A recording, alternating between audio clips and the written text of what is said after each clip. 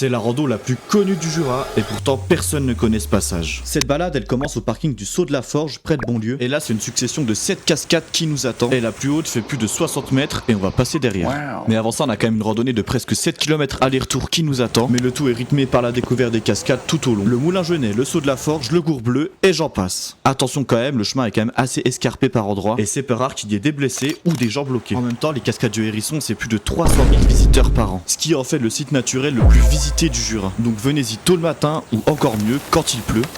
Et au moment d'arriver au Grand Saut, on est passé sur le côté. C'est fortement déconseillé et pas forcément autorisé, donc toujours faire attention. Puisque le chemin est pas sécurisé, il peut à tout moment avoir des chutes de pierre. Mais pour le moment, on s'est approché petit à petit en passant par le chemin sur le côté. Et là, on arrivait tout doucement juste en dessous de la cascade. Et comme il y avait beaucoup plu les derniers jours, le débit était vraiment présent et c'était impressionnant à voir. Maintenant, petite question, est-ce que vous pensez qu'on va finir mouillé dans quelques instants? Je vous laisse faire vos paris en commentaire, mais je crois que la question, elle est vite répondue.